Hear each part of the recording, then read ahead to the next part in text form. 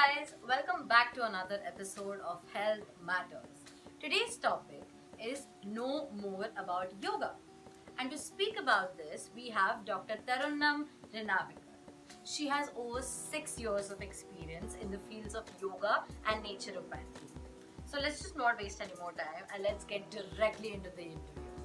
So the first question we have from Health Saarthi is, what is yoga and how is it different from other forms of fitness and well-being activities? Right. Actually, that is the most basic question that I get every time. So, starting with yoga, it is a science of right living. It is intended to be incorporated in our daily life. So, it works on all the aspects of the person. All the aspects in the sense the physical, vital, mental, emotional, psychic, and spiritual. And also, the word yoga means unity or oneness and is derived from the Sanskrit word yuj, which means to join together. So, this unity or joining is described in spiritual terms as the union of individual consciousness with the universal consciousness.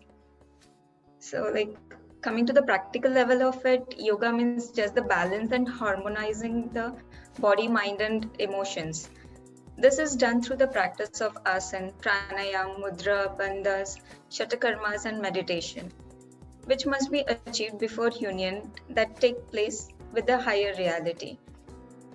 Yoga aims at bringing the different bodily functions into perfect coordination so that they work for the good of the whole body.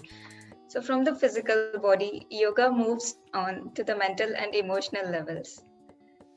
Yoga cannot provide a cure for life, but it does present a proven method for coping with it. As you mentioned, how it is different from other forms of well-being or fitness. So for that, I would like to mention that yogasanas have been thought of a form of exercise, but actually those are not exercises, but the techniques which place the physical body in position that cultivates the awareness, relaxation, concentration, and meditation. So it helps you achieve all this. So part of this process is the development of good physical health by stretching, massaging, and stimulating the pranic channels and internal organs. So asana is complementary to exercise, I would say. And also talking about yogasanas and the exercise, while you perform the yoga, the respiration, the metabolic rate, the consumption of oxygen and the body temperature, all these things just drop down and you become very calm. And it is exactly opposite in the exercise. The breathing is increasing, the metabolism speeds up, the oxygen consumption rises, and also the body gets hot when you exercise. So yoga posture tend to arrest the catabolism, whereas exercise promotes it. Also, I would like to add, asanas are designed to have specific effect on glands and internal organs and to alter the electrochemical activity in the entire nervous system, that is the brain. So actually all of this yoga, exercise, everything is related to your nervous system. I hope that answers your question. So thank you for the insights, and we'll go on to the next question. The second question that we have is, how does one start with yoga, and if there is any particular age for someone to start with yoga? Yes, definitely. If you're a fresher, actually age has to be focused. So the young age has, if you're young, you have a good neuromuscular pathway, you have a good central nervous system, you have everything good, your joints are in proper condition. So initially 1 week you have to go slow. And then the active exercises, actually what happens whenever you go for sudden any form of exercises or asanas are nothing but you stretch a lot. So that causes the wear and tear of the muscles and more lactic acid gets secreted in the muscles. So if this is not recovered within 48 to 72 hours, the muscle soreness will remain and the fatigue will result in. So to avoid this, the beginners should practice only the loosening exercise, first in sitting position, then in lying position. After this, it should be followed by energy blocking asanas, which balances the energy in both right and left side. Actually, those are the very simple exercises that you just have to turn towards one side and then the same asana towards the other side. It it is very simple. So that comes in the beginner's practice. And then relaxation asanas you can practice, meditation asanas, yoga for the eyes, and pranayama. This will help when you are at the beginner stage. So at least for 1 week you have to continue doing this. Once your body gets used to this, and then you can proceed to the intermediate level. So this will be the Padmasana, then the forward bending asanas, backward bending asanas, the spinal twisting asanas, and the inverted asanas. That is when you do something upside down, head down. And then last you have to go with the balancing asanas and pranayama. Pranayama, the breathing is always the higher form of exercise. Then actually talking about the age, anatomically the bone setting and proper weight bearing occurs at the age of around 5 to 6 years of age. So like after that you can easily perform all these asanas and all the other things. So I think 5 to 6 years of age is the beginning level. But even if you're very old enough, even if you're bedridden, there are like therapeutic yoga for bedridden people to strengthen the joints and ligaments. So even like everyone can practice yoga of that age. I think that answers this question. Yes, it surely does. So, like, yoga is for all ages, basically. Yes, You it have is to for start everyone. slow. Yeah. Yeah. Okay. The next question that we have is then what kind of benefits can we expect from yoga? Benefits is again a big thing to talk about. Like today in the 21st century, it is a spiritual heritage.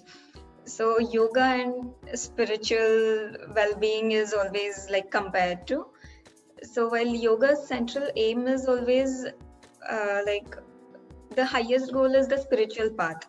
So the yogic practices give direct and tangible benefits to everyone, regardless of their spiritual aim. The physical and mental cleansing and strengthening is one of the yoga's most important achievements. So, what makes it so powerful and effective is the fact that it works on holistic principles of harmony and union. Like I mentioned, that yoga is nothing but the union, right?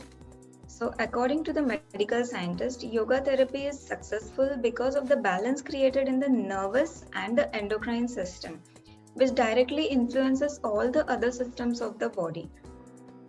For most people in the 20th century, yoga was simply the mean of maintaining health and well-being in an increasingly stressful society. Asanas do remove the physical discomfort accumulated during a day, like when you sit in the office chair and hunch over the desk. So it does help you. But the relaxation technique helps to maximize the effectiveness of over diminishing time off. In an age of mobile phones, beepers, and 24-hour shopping, yogic practices make great personal and even business sense. In the 21st century, beyond the needs of individuals, the underlying principles of yoga provide a real tool to combat the social malaise. At a time when the world seems to be at a loss, rejecting past values without being able to establish the new ones, yoga provides a means for people to find their own way of connecting with their true selves. Through this connection with their real selves, it is possible for people to manifest harmony in the current age. So, I would like to add in this respect, yoga is far from simply being just a physical exercise. It is an aid to establish new perception of what is real, what is necessary, and how to become established in a way of life which embraces both inner and outer realities. This way of life is an experience which cannot be understood intellectually and will only become living knowledge through practice and experience. However, the Renaissance has begun. That's a Yeah, perfect. You've explained it very nicely and very simply for us to understand. And it is so intriguing to know so much about yoga. So that'll bring us to the next question. As you said, ki it's a very vast form, like yoga is very vast. So can you give us the different forms of yoga there are, for like to everyone? name a few, there are many branches. But again, like every single branch of it has a different text, like this huge, this big text kept there. and everything is detailed form. Like to name a few, I can name like Raja Yoga, Hatha Yoga, Jnana Yoga, Karma Yoga. Karma Yoga, I think most of us will be familiar through Bhagavad Gita. Then the Bhakti Yoga, Mantra Yoga, Kundalini, and also the Lay Yoga. So there are a lot of other forms, but recently Hatha Yoga is gaining a lot of I can say many people are practicing Hatha Yoga. Like, what is the ultimate aim is to balance. And actually, I would suggest is every individual needs to find those yogas which is most suited for his or her particular personality and need, and then they can go ahead with any of the forms of yoga. So, ma'am, this brings us to our last question. So, the government of India has been trying to, make yoga more, like people more aware of what yoga is. So, there's a concept of the Yoga Day, which was recently made, and this is helping in spreading the word about yoga. So, what, in your opinion, can be done to make it more popular in our country? See, actually, the awareness is pretty much into the urban areas, I would say. In all the cities, mostly everyone, like cities are well aware of all this. So awareness in rural or tribal areas is the one that I feel is lacking. And we can host the camps, like different camps for yoga. Then the mobile van can be used for the awareness. Then awareness programs in like certain group of people where they come in together, like in schools or the corporate sectors or the NGOs and even the women's self-help groups. So I think awareness programs in these groups can also help. Also through FM radios and local TV shows, that helps with the awareness.